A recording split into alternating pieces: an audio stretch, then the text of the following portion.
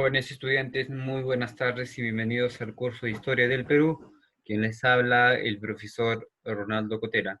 El tema que vamos a trabajar el día de hoy es sobre la crisis del oncenio. Nosotros hasta la clase pasada hemos visto lo que vendrían a ser las ideologías políticas que surgieron en aquel entonces, en qué consistió el periodo del oncenio. No, entonces vamos a tocar el tema de la crisis, ¿no? Y para ello es sumamente importante preguntarnos por qué cayó o por qué el régimen de Leguía cayó, ¿no? ¿Por qué cae el régimen de Leguía? ¿No? Es una pregunta que es sumamente importante. ¿No? Debemos tener en cuenta que a fines de los años 20 una serie de factores externos van a provocar pues el final dramático de Leguía, ¿no? Es conocido como lo vamos a ir conociendo un poco más adelante. Recordarán ustedes que en la clase de Historia Universal tocamos este tema, pero quería entrar un poco más en este aspecto, ¿no? Que también va a ser un factor detonante para la caída del oncenio. Y me estoy refiriendo a la crisis económica mundial y el Perú, ¿no? Entonces, debemos mencionar que en el año de 1829, un hecho conmocionó los cimientos de la economía capitalista mundial. Primero, vamos a encontrar pues la famosísima caída de la bolsa de valores de New York, de Nueva York, y por otro lado, la disminución de los precios de las acciones en la bolsa, lo cual va a ocasionar pues un pánico financiero que va a hundir la economía estadounidense y que va a tener en sí graves repercusiones, no solamente en el Perú, sino a nivel mundial, como lo mencioné en la clase pasada. Ahora, lo que nosotros debemos conocer es que durante el oncenio la economía peruana se hizo más dependiente del capital norteamericano. Nosotros recordaremos en la clase pasada que es en el periodo del oncenio donde eh, el Perú se vuelve sumamente dependentista al menos en el aspecto económico, de lo que vendría a ser de la economía peruana, va a depender bastante de la economía norteamericana. Es por ese motivo que una vez caída la bolsa de valores de Nueva York, esto pues va a tener un efecto de manifestación, por así decirlo, eh, o los efectos que se van a manifestar van a ser visibles, ¿no? Visibles ante nuestra situación. Ahora, el primero que podemos mencionar, el primer efecto va a ser dentro del sector financiero. Dentro del sector financiero vamos a ver que las inversiones extranjeras prácticamente van a desaparecer y algunos bancos van a quedaron pues como el Banco del Perú y de Londres, no van a quedar en bancarrota. ¿No? Obviamente la ausencia de capitales va a afectar principalmente a las empresas que en aquel entonces funcionaban a través de créditos e inversiones extranjeras, ¿no? Y el Estado, cuya política pues de expansión burocrática y de obras públicas se había basado en los empréstitos externos, obviamente va a hacer que el Perú sea pues dependiente, ¿no? Entonces ahí vemos una consecuencia del hecho de depender de otros países. Es decir, que si un país del cual dependemos cae, la repercusión va a ser inmediata y va a ser muy notoria, al menos en nuestro sector. Ahora, el otro sector que se va a ver afectado también es el sector comercial, ya que el valor de las exportaciones se va a reducir pues a estrepitosamente tanto en su precio como en su volumen por la drástica contracción de la demanda internacional y es por eso que se dice que el valor de la exportación de cobre va a disminuir a un 69% de su valor anterior. Por ejemplo, otro producto que nosotros exportábamos en aquel entonces eran las lanas, cae a un 50% de su valor anterior. Y de la misma forma va a pasar con el algodón, que va a caer en un 42% y el azúcar en un 22%. Entonces, vemos pues la gran deficiencia que va a tener eh, el gobierno o el gobierno de Leguía durante este periodo. Ahora, aquí en un pequeño cuadro vamos a ver pues la crisis en la producción minera, que también va a ser muy notoria. En primera instancia vemos pues por la parte de aquí empezaremos a ver lo que vendría a ser desde el año 1929 hasta 1940.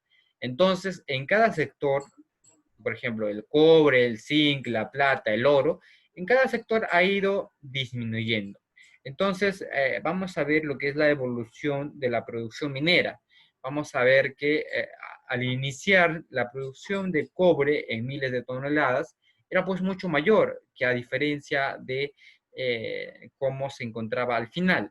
Lo mismo va a pasar a diferencia del zinc. El zinc va a iniciar mal, o más o menos regular, en un 15%, por así decirlo, y va a pasar pues los 20%.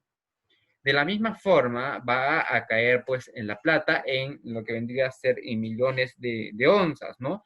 Que inicialmente está pues en una crisis, ¿no? Luego va a ir disminuyendo y obviamente va a ir aumentando y se va a mantener en ese periodo de un menos 20%.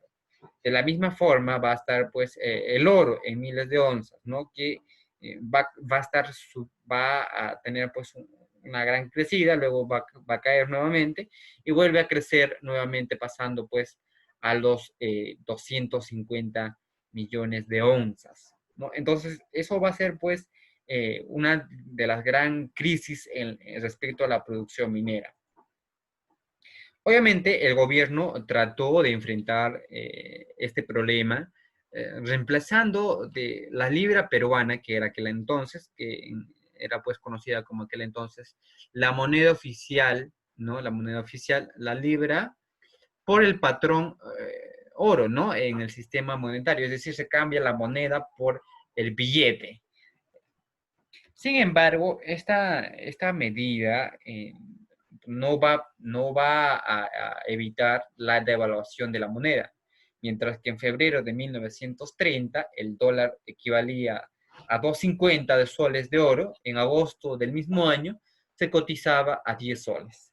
Además, la inflación y el costo de vida se elevaron considerablemente, ¿no? Ahora, no solamente fue la crisis económica, también fue la crisis social. La crisis social, va a tener una repercusión también, obviamente, a consecuencia de la crisis económica, ¿no? Como por ejemplo, esta crisis económica va a tener grandes efectos sociales, ¿no? Va a tener un rebote.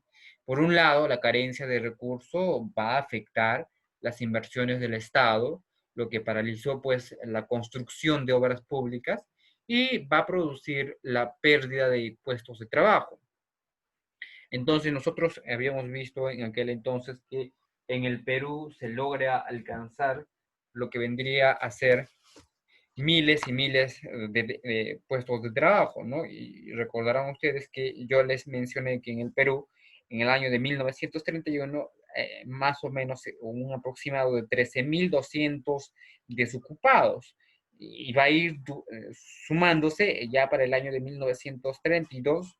Esta de 13.000 pasaba a 19.000 desempleados. Lo mismo va a pasar en el año siguiente, en 1933, que abarcaba ya a 20.600 desocupados, ¿no? Entonces, la crisis económica va a traer pues consigo no solamente una crisis económica, sino también una crisis social.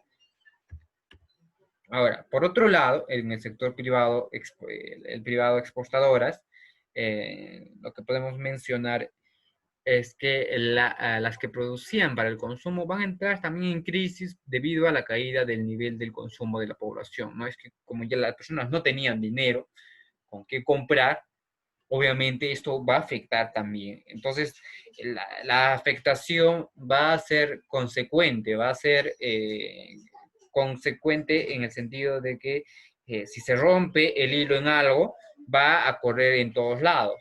Obviamente, esta situación va a obligar a muchas empresas a reducir salarios e incluso a hacer despidos. Justamente son los despidos lo que les mencionaba anteriormente.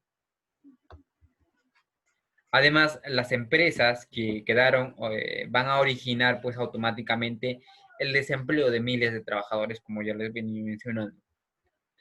Ahora, así el desastre económico produjo pues una crisis social. Los sectores populares, que fueron los más afectados por la crisis, van a empezar a realizar marchas y protestas que en muchos casos se van a tornar violentas. Ahora, ¿cómo se da, antes de hablar del fin, vamos a hablar acerca de la crisis en cadena, ¿no? Justamente lo que les venía mencionando, si se rompía un hilo, se rompía absolutamente todo. La crisis económica internacional del capitalismo va a repercutir en el Perú. La caída de los precios de las materias primas en el mercado internacional va a determinar, de cierta forma, que las exportaciones peruanas declinaran en un 59% y de esa forma se redujeran pues las importaciones en un 63% con respecto a lo que vendría a ser a los precios en 1929. Obviamente, los enclaves mineros y agrícolas van a despedir a más de la mitad de sus trabajadores y los salarios se van a reducir en una proporción sumamente análoga, ¿no? En Lima, por ejemplo, el desempleo va a alcanzar casi la cuarta parte de trabajadores, donde los empleados del gobierno cuyo número se había duplicado durante el oncenio se encontraron impagos, es decir, que no se les había pagado. El desempleo y la comprensión de los intereses urbanos va a ser, pues, justamente, va a traer consigo una una brusca reducción en la demanda de alimentos que incidió básicamente sobre las rentas de los terratenientes e ingresos de los pequeños propietarios y comunidades indígenas. Obviamente estos pues tradicionalmente que eran proveedores de alimentos de los centros urbanos, ¿no? Ahora, esta crisis o que va a provocar pues la ruptura de lazos de clientela que Leguía había establecido pues con los propietarios anteriormente y el desencadenamiento de las fuerzas sociales generadas por el desarrollo del capital. Ya para el año de 1939, en agosto, el comandante Luis Sánchez Cerro se levantó en armas con el patrocinio de los terratenientes del sur, ¿no? Entonces, vamos a ver pues que van a existir los disturbios en Lima luego de la caída de la guía. Y eso pues va a conllevar consigo a lo que es el fin del oncenio, ¿no? Ante la situación de crisis económica y social, los grupos políticos de oposición y los nuevos movimientos sociales van a cuestionar la aparente prosperidad del régimen, ¿no?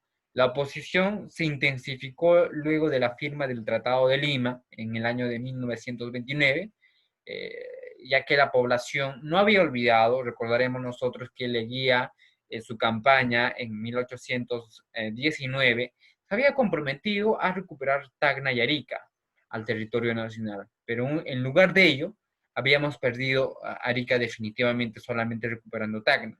Entonces, pues la gente estaba totalmente eh, fastidiada y molesta por este suceso. Así que el largo gobierno de Leguía, que se caracterizó por el autoritarismo, el paternalismo, la represión y el servilismo, empezó pues a mostrar un desgaste, ¿no? En esas circunstancias, en agosto de 1930, el comandante Luis Sánchez Cerro se sublevó en Arequipa contra el régimen leguista, justamente lo que le mencionaba anteriormente. De inmediato, Leguía va a presentar su renuncia ante una junta militar presidida por el general Manuel Ponce. Sin embargo, Sánchez Cerro va a desconocer el nuevo gobierno y el 27 de agosto del mismo año entró a Lima para asumir el poder. ¿no? La admisión de Leguía convulsionó pues la capital, donde se van a producir saqueos y enfrentamientos en las calles, e incluso la misma casa donde vivía Leguía va a ser saqueada. Entonces el dictador intentó huir a Panamá, pero fue detenido y encarcelado y meses después va a fallecer en prisión. Entonces, eso es pues, vimos lo que es el inicio y el declive del gobierno de Leguía. Bueno chicos, hasta aquí la clase del día de hoy, espero que les haya gustado, nos estaremos viendo en el siguiente video.